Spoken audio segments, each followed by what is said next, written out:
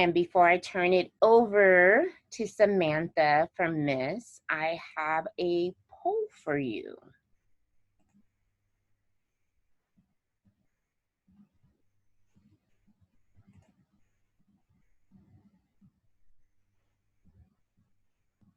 So I'll give you a few more minutes to take this poll.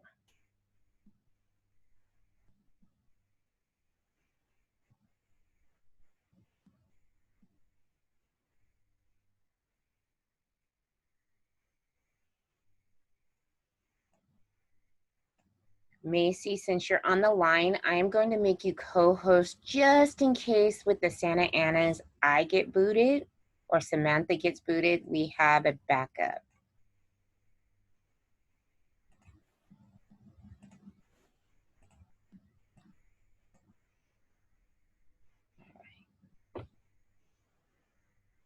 All right, has everyone finished taking the poll? No, we've got a few more that still have not answered.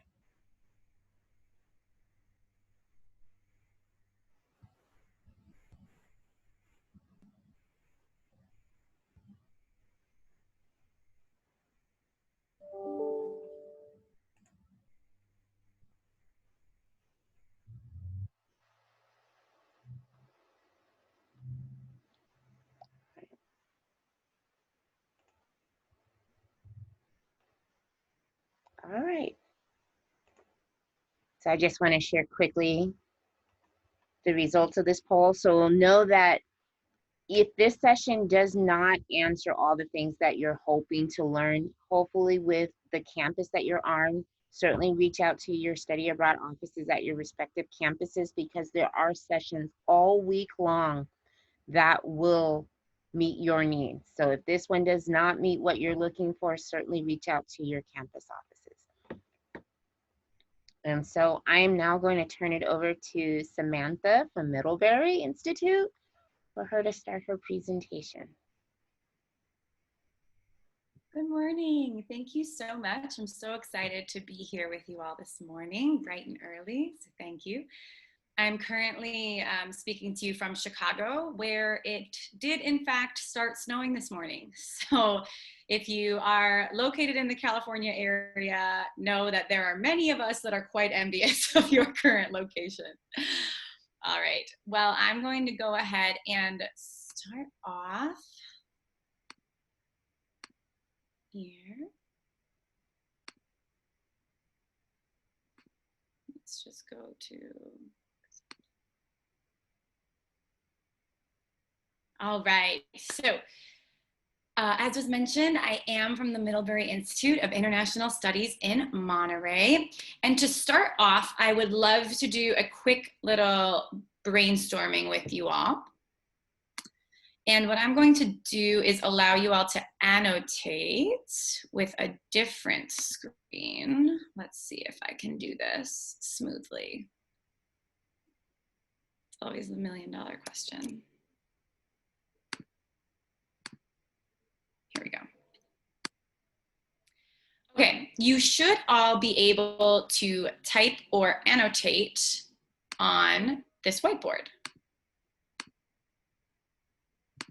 Can someone test for me? Hit text, you should be able to say.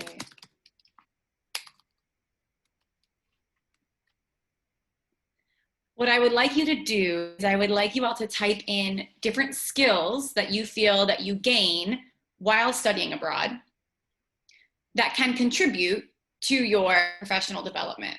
Specific skills that you feel that students who do not take the opportunity to go study abroad will not have the opportunity to hone as well as you all who are investing this current time in learning more about the opportunities and in intercultural communication. Ooh, love that. Good, it's working. Thank you. Open-mindedness, beautiful. Acceptance of differences, global mindset, absolutely. I'm really trying to delete my hello here for you. What else do we got?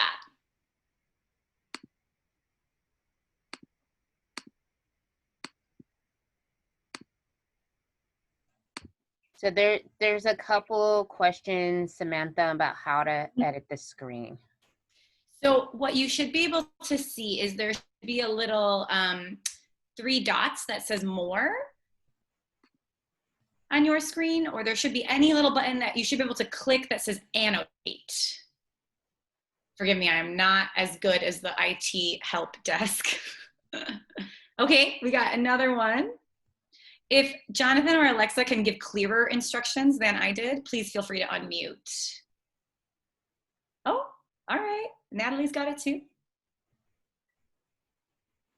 Independence. And thank you for writing that out with your mouse. That's difficult. I appreciate that.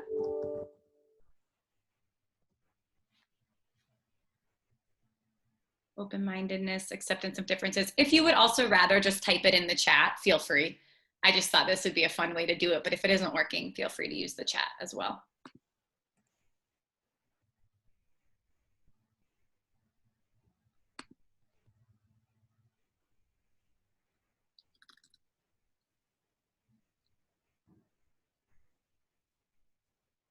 Experience of different styles of teaching, absolutely.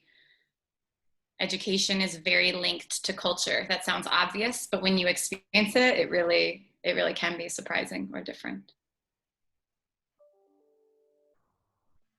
Soft skills. I like that someone mentioned soft skills as well.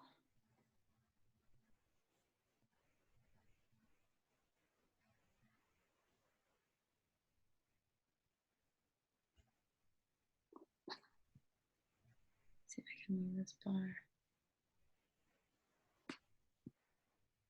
Getting out of your comfort zone. Someone typed in the chat connections. Connections, absolutely. Connections with people who think differently than you. Connecting to your home country and institution as well, right?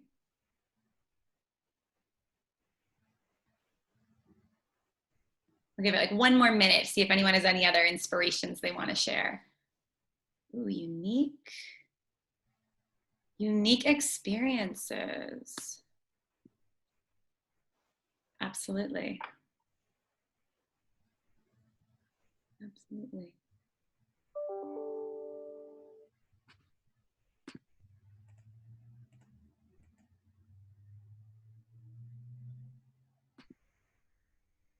This whiteboard is looking quite colorful.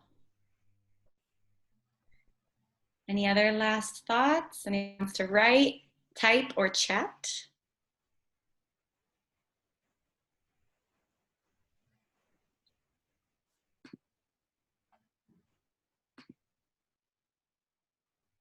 Yeah, maybe one more.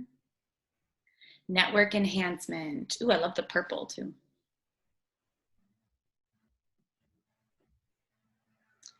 Improving communication skills. Absolutely.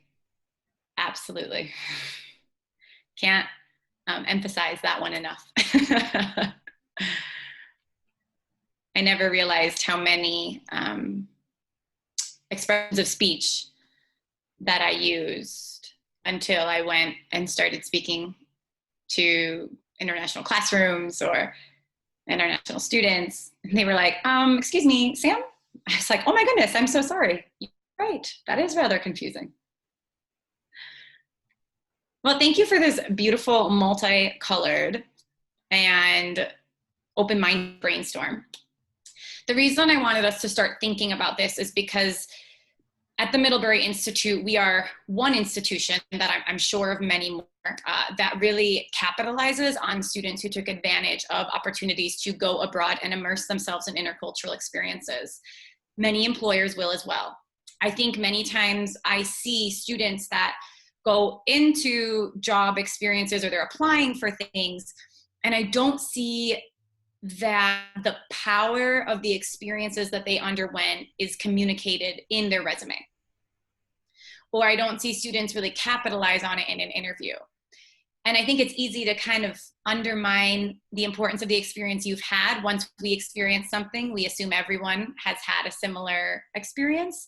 But I think with students that study abroad and that really make those efforts to learn cross-cultural awareness and to learn it by having the humility to make a mistake and to learn and to keep going. students that have really worked on their communication skills. I don't know a single team that isn't multicultural at my institute or at any past employer that I've worked with. And the flexibility, right? Some are experiencing different styles of teaching. All of these words are buzzwords that I would highly, highly, highly recommend incorporating into your resume. Even if you don't have a whole section dedicated to your experience abroad, you can incorporate these words in your other past experiences that you're highlighting, and then use your interview time to complete the story by talking about your experience abroad and how you learned these things and how it changed you as a person. All right, so I'm going to go ahead and go back to the original presentation. I want to see if there was an easier way I could do it, but I don't think there is without stopping and restarting.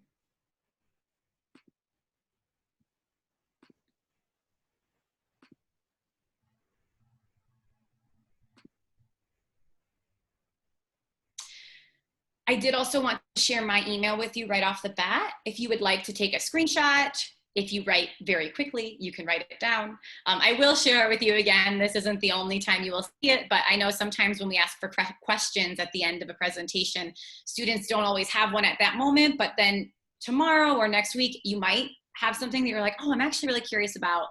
So I'm happy to share not only information about the Middlebury Institute, but any information about my own personal experiences as well.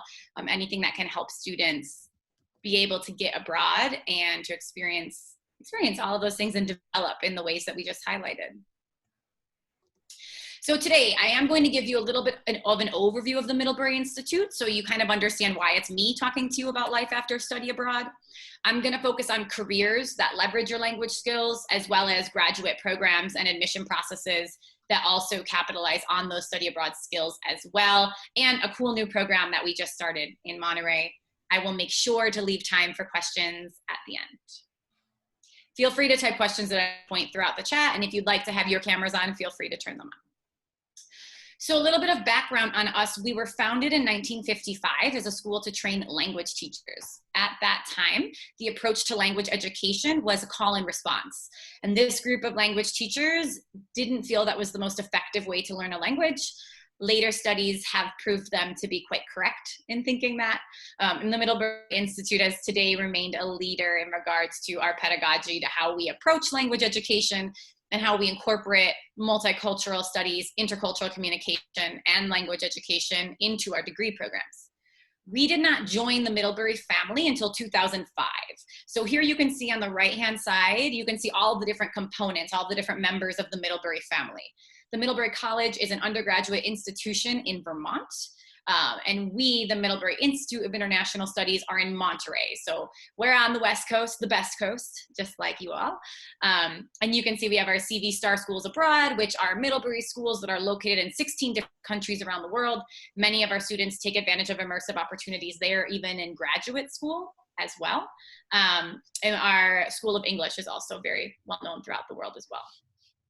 We are two different graduate schools, International Policy and Management, and foreign language education, translation, and interpretation. In those two schools, we have 12 different degree programs, other joint degree programs. We're about 30% international. We have 764 students, a 9-to-1 student to faculty ratio, and Monterey, fun fact, is considered the language capital of the world. So at the Middlebury Institute, those are really the values when it comes to our approach to pedagogy that we utilize in teaching our students. And they're also why we highly value and capitalize on students who have partaken in abroad programs. We do have a partnership with the UC Education Abroad program alumni students, which means you are guaranteed an application fee waiver. You can apply for free. And upon admission, you are guaranteed a $5,000 annual scholarship as well. So let's talk a little bit about career paths. For those of you that want to study abroad, I'm sure you may speak a second language or you may be interested in learning one. In thinking about career paths that capitalize on that international aspect, you have the ones that depend on language ability. Language teaching, right? Teaching foreign language in the US, teaching English abroad, translation, interpretation, as well as localization. For those of you that may not be familiar, localization is a new field. It's really big in the Silicon Valley area. Students go on to work for companies like Netflix, Facebook, Google. What you're doing is you're translating an experience. So you're not only translating the words on a web page, you're translating how the user interacts with that web page so that it more accurately reflects the culture of the user. And you're giving them an experience as if each technological program was designed in that country for that user to make it more intuitive culturally. You then have your other career paths that require intercultural competency and that you can use language in, but it's not quite necessary. For students that love study abroad, I highly recommend looking at the international education management field. It is essentially a field where you can go on to continue encouraging and giving students more access to study abroad, diversifying study abroad programs, working as an international student advisor, so that it's kind of, you can work in the field of higher education and international affairs at the same time. Other programs that students really enjoy: national security, another one, international policy and development work, international environmental policy. So you have a lot of different ways that you can kind of combine your passions with a love of language, a love of studying abroad, a love of going abroad. There are some other programs you can use to study abroad that will maybe be able to help with funding. The Bourne Awards, the Gilman Scholarship, the Critical Language Scholarship, the Fulbright as well. The Fulbright is a program that you do need to have graduated to participate in, but you can start on your application normally at the end of your junior year. It normally takes about a year to go through the application process. The other thing I like to highlight about these abroad experiences is, like the UC EAP partnership that I mentioned, we also have partnerships with these programs as well. So it could be a way for you to go and get experience abroad and also be contributing financially to a graduate degree in the future, should you choose to pursue it. But you by no means have to. The 3 programs at the bottom, I do like to recommend to students as well who are interested in international work: the Payne, the Pickering, and the Rangel scholarships. With each institute that those scholarships work with, they offer different financial amounts. So with the Middlebury Institute, you will get full coverage, which means you will not pay a penny to pursuing a graduate degree in one of these international realms that I already mentioned. The bottom 3, that the Payne, the Pickering, and the Rangel, they do normally come with a work requirement. So just make sure that when you study abroad, if you're impassioned by it and you want to keep working abroad and you loved your experience, make sure that you're okay with continuing on to a work commitment to work abroad once you complete the program. I did also want to share some professional opportunities for you to go abroad with contracted work. So if you study abroad and you're like, this was amazing, I want to live here longer, I want to stay, I want to really integrate into the culture, they have programs where you can go teach abroad, many of them, if you're interested in the education realm. TAPIF is in France, World Teach is all over the world, JET is in Japan, and EPIC is in Korea. We also have you have the Peace Corps, which is another really popular organization. A lot of our students are returned Peace Corps volunteers. The Auxiliares de Conversación is an opportunity to go teach over in Spain. Many of these are 1 to 2 year contracts. If they're 1 year, they normally can be renewed, and you are being paid while you're there.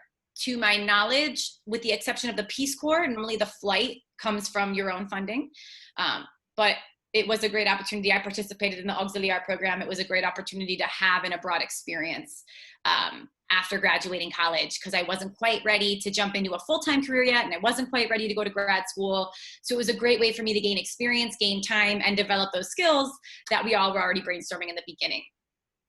On the right, we do have Disney English and Rustic Pathways.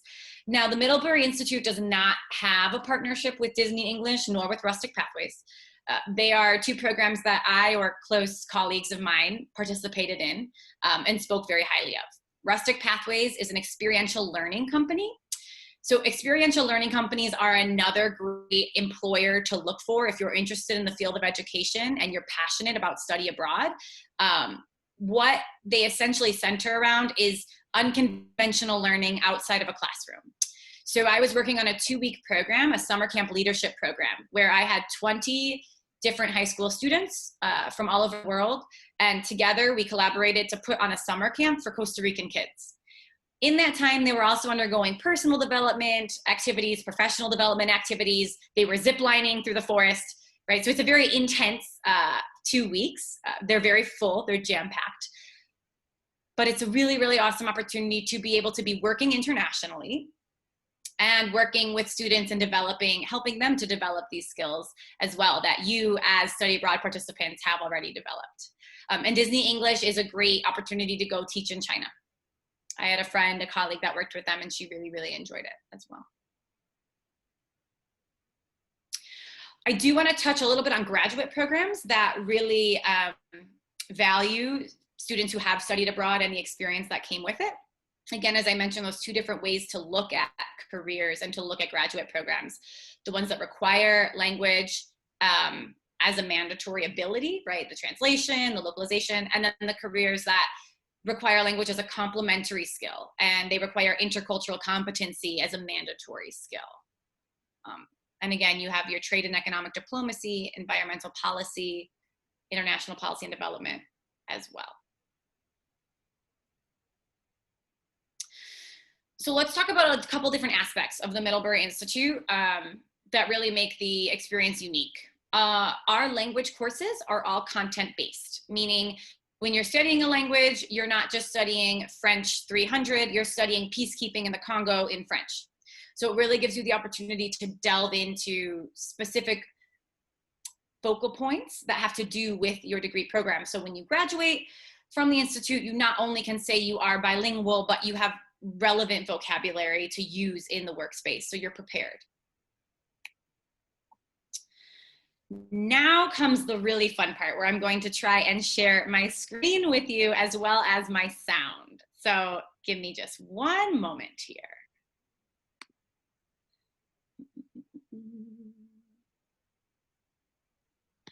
I'm going to stop the share for a second so that I can pull this up. Thank you for your patience.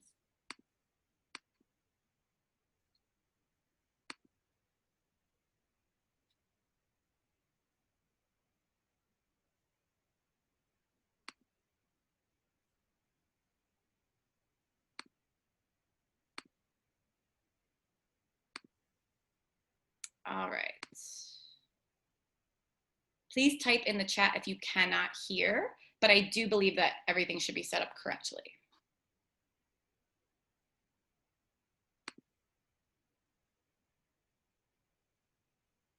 The Middlebury Institute differs from a lot of other institutions in that we're required to study language here, but also we're expected to put that language into practice. At the James Martin Center for Nonproliferation Studies, I work as a graduate research assistant, and in that role, a lot of my research that I do is conducted in Chinese. In the field, being able to access documents and media reports in a foreign language firsthand, directly from sources, is something that's really important. We're learning the language, not just to learn the language, but how to use it in conversations of what we would use in our professional careers. I haven't taken a Spanish course since high school. It was intimidating at first, but I was able to catch up, remember what I needed, just like conversational phrases, and ease right back into it with the grammar and the vocabulary. There are a lot of great things about being in Monterey, being at the Middlebury Institute. While I'm in school, I'm able to build a portfolio of work using the target language to show to future employers, or if I want to go to get a PhD. These are real-world skills that I've put into practice. Learning language is one step that students who want to be leaders in this field in the future should take if they have the opportunity. And I definitely felt that going to the Middlebury Institute was my opportunity. There's just so many benefits and advantages with having a second language, especially in this globalized world. Things are changing, the world is changing. So the Middlebury Institute is taking us on to new approaches and to new methodologies and tools that we can use.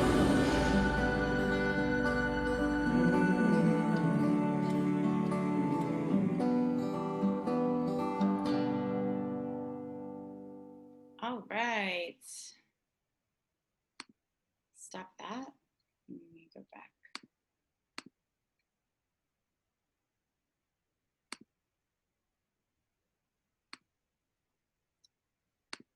So as you saw in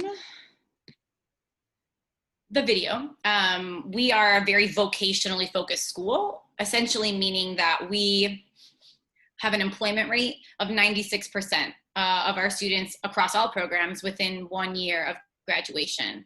And if security clearances did not take longer than 1 year, like they do, it would be a higher percentage. But for some students, they have to wait a little longer. So if you are interested in a career in the government, do keep in mind that those security clearances normally take a year to a year and a half to clear before you can begin working.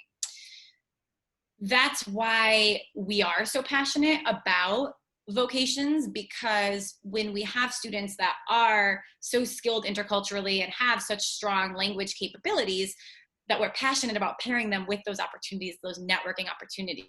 Now, some of these opportunities you may be qualified for with your undergraduate degree and your study abroad experience, which is why I like to share with you where our alumni have gone, to kind of get you inspired by what companies are really valuing intercultural experience, intercultural competency. I didn't know if I wanted to go to grad school right after undergrad. So you kind of have a lot of ideas of the different options that you have that all value this intercultural competency that you all have. So let me go back to full screen. Great. The last piece that I do want to highlight with the Institute of International Studies is that our approach to advising is that we've merged our academic and our career advisors into one role.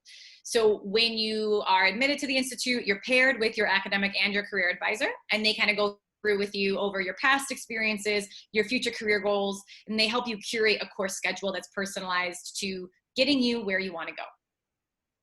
Just another neat aspect. Something else to think about when you're looking at graduate schools. For those of you interested in graduate programs, look at the employment rates, look at the number of students, look at the location, right? Every choice that you make is going to be a balance of your professional development and your personal and mental health and well-being.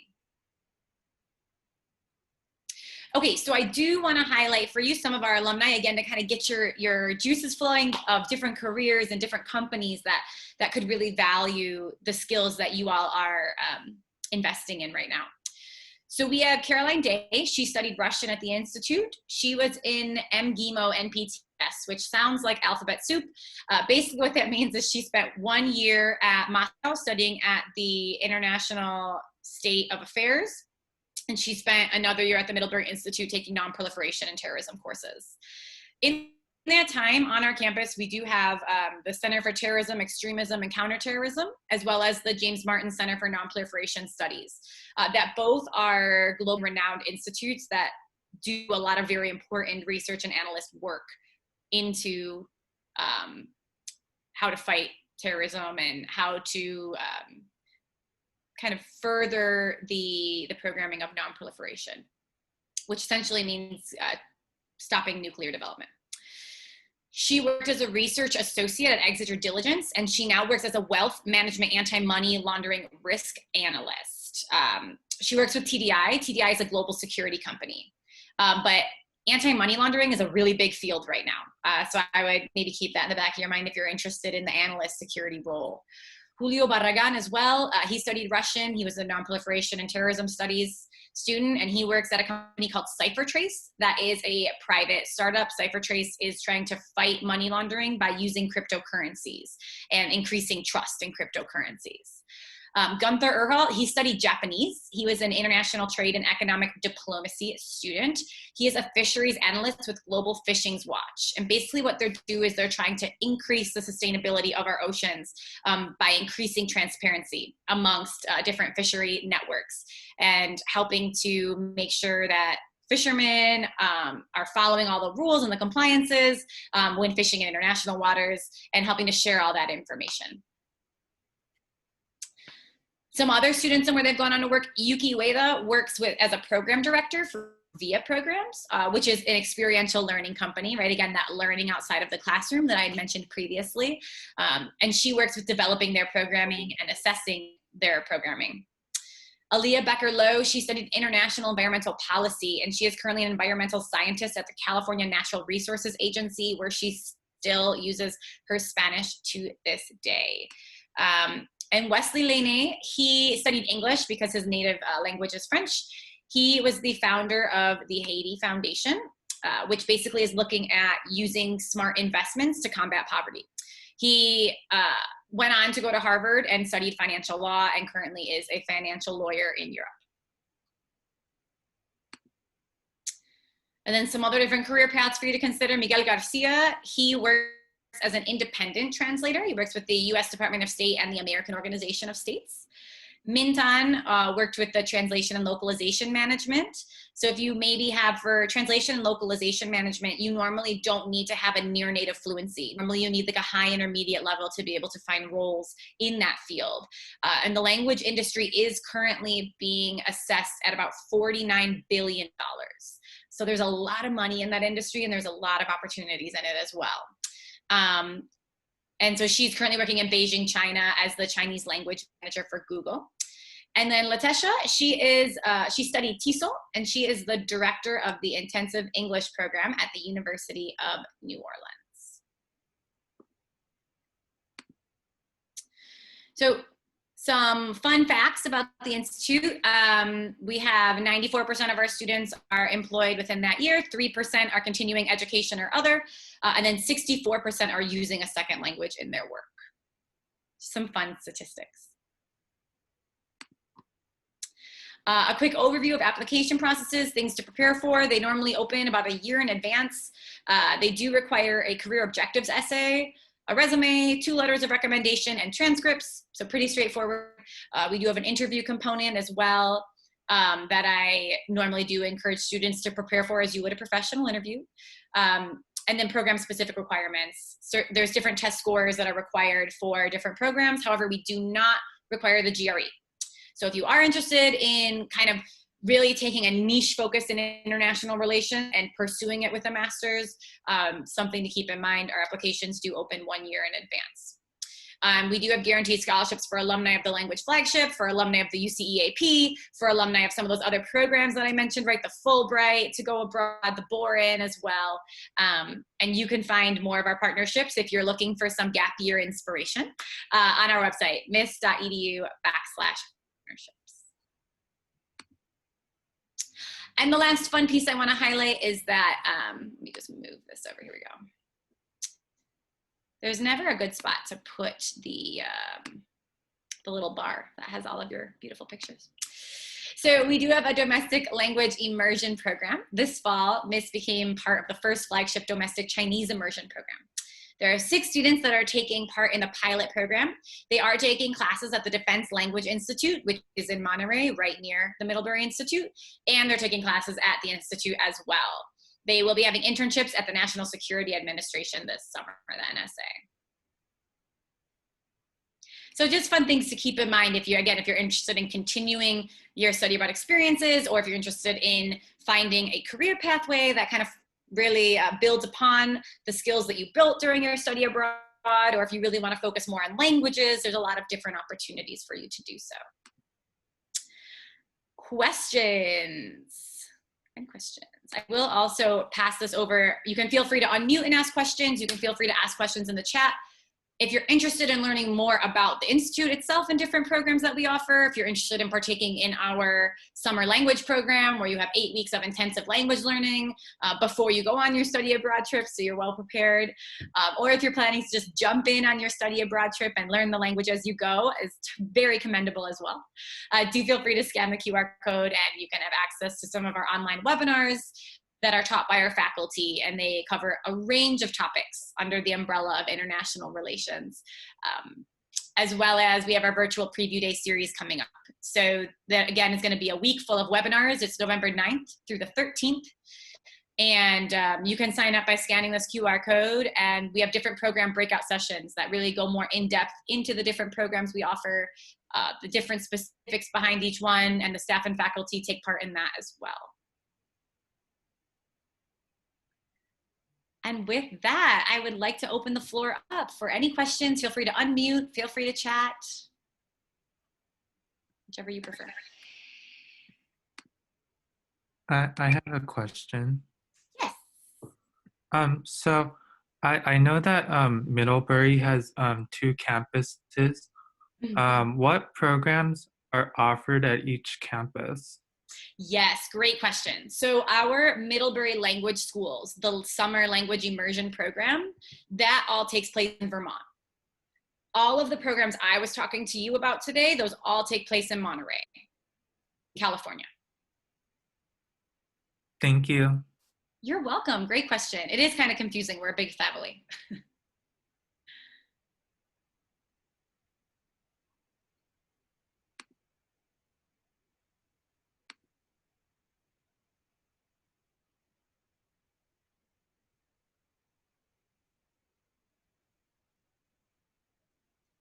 I know that there was, in our poll, there was a lot of interest in the employability focus. So I hope that I was able to kind of answer some of those questions and outline how to capitalize on the skills that you're gaining and different career fields that really appreciate and value the skills that you all are developing.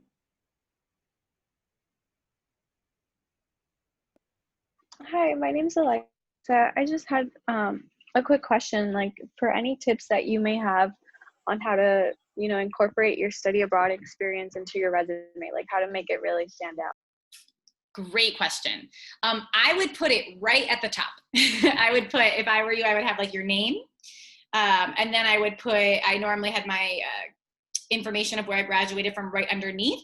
And then I would put the study abroad right underneath that, because I would have my name and I would have an education tab and I would put my school and my study abroad. But when I'm explaining the study abroad, I wouldn't just list it. I would try to highlight it. Did you participate in any conversation, like partner programs? Did you do a specific course? What did you learn? Like it just as if you would in an employment opportunity, how you would kind of outline what you did and what you gained from the experience.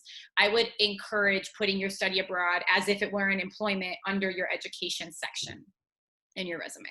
And then including all of those buzzwords that you can, the multicultural, the communication skills development, the like all of those ideas that you all came up with, they're all brilliant. That is exactly what you should be writing.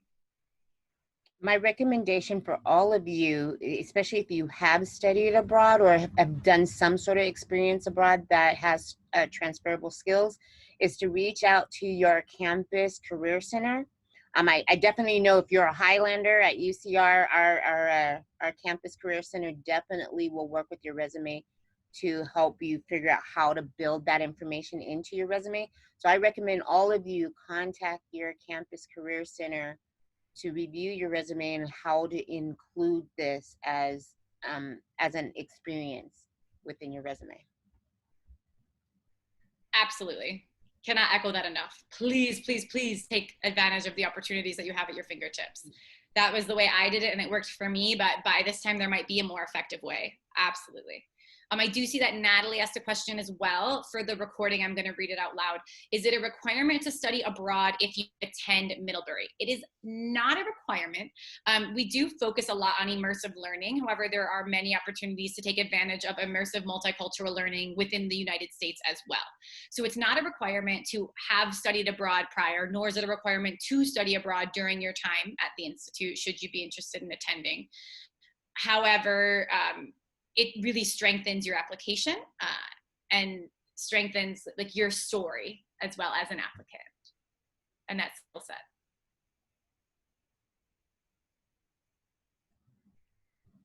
One cool thing, I'm gonna give a shout out because I did not go to Middlebury, but I have worked with a lot of Middlebury students on the professional side because all of them are required, if I'm correct, Samantha, all of you are required to do some sort of practicum if you're in the international program. So we have had a lot of Middlebury students who have come and done their practicum at our office. I've seen other Middlebury students at other UC campuses. So for those who want to go back to work something out with your campus, I know that has been a possibility. So we just wrapped up with one, and we're about ready to get another Middlebury student on our campus to work in our office. So for us, it's always super exciting to work with these students and their skill sets. Oh, thank you. I'm so glad to hear that it's a positive experience for them and for you. I know it is for them, but it's nice to hear that it also is for you. Yes. Hi, Samantha. This is Macy. I work with LaSharon in the Education Abroad office, and I definitely echo LaSharon's sentiments about graduates or students who are currently going through Middlebury and just the skill set that they bring to the table and to our office. I just can't say how pleased we are with the experiences that they are being training with through Middlebury. So yeah, I'm very impressed by with the results of students coming out of Middlebury. Good. Making my heart sing on a beautiful Monday. It was very sad and snowy, and now it's getting so much warmer and brighter. It is. And so all students, again, who have participated in study abroad and who have those skills, it really strengthens your application to participate in these programs. If you want to do a deep dive in a niche focus of international studies, or if you want to jump in right to doing those gap year programs, the Auxiliar program, the TAPIF program. I mentioned I participated in the Auxiliar program. I also participated in the Disney College program, where I used language and multicultural skills every day. And I also participated in Rustic Pathways and the Fulbright. So if any of you are curious about how those experiences went, if you need assistance in your application process, definitely reach out to your schools. However, I'm happy to share my own experiences and my accounts as well with both of those programs and any advice that I gleaned from making some mistakes in many different visa processes and paperwork processes as well.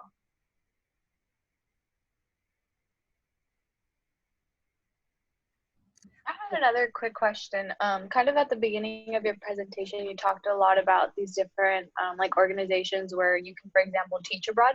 Mm-hmm. You know, and I think you mentioned you did like something similar to this in Spain, I believe. So like if you could just talk about like the value in doing this, even if, you know, maybe you don't want to like a career in education, like maybe you don't want to become a teacher, but still I feel like there's a lot of value in it. So maybe if you could speak on that. Absolutely, absolutely.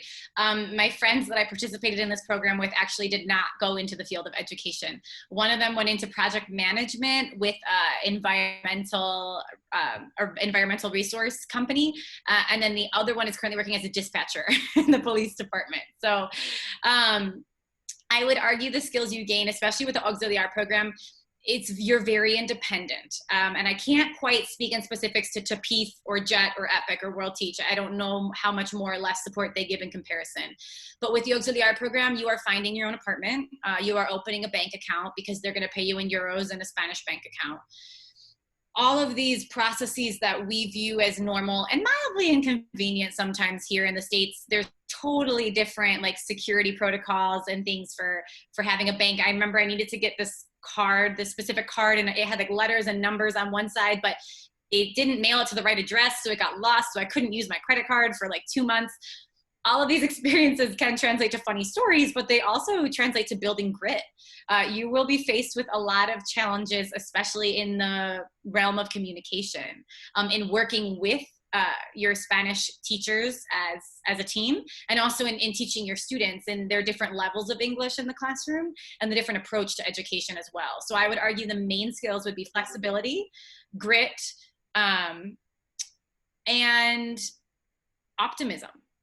I think working in a different country and seeing a different pace of life and seeing that something that you don't think could work works really reminds you that there are many different ways to achieve different goals, and helps you in the workspace be more open to those different methods.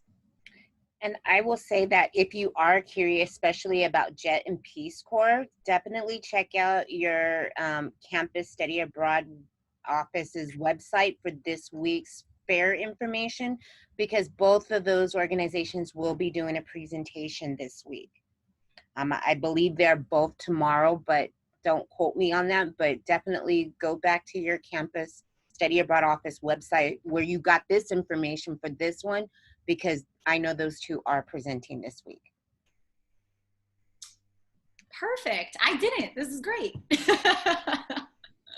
I'm going to launch the last poll since we're running out of time. And I know there may be some students who are trying to make the next session.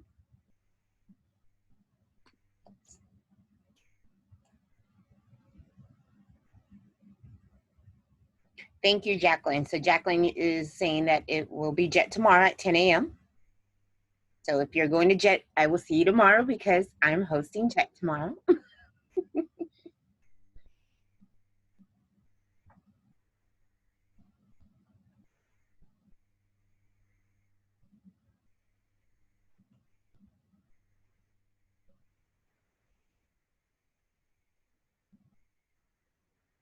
Give it a few more minutes.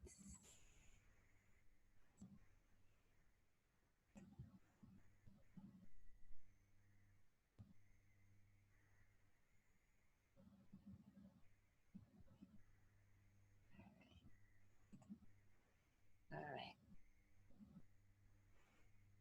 Well, this session, you did a great job because everyone seemed to got their questions answered about this.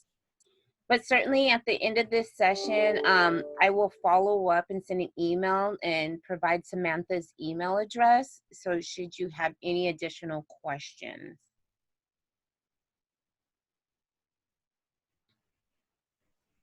Thank you all so much for being here. Again, please don't hesitate to reach out. And thank you, LaSharon, for having me as well. I so enjoyed it.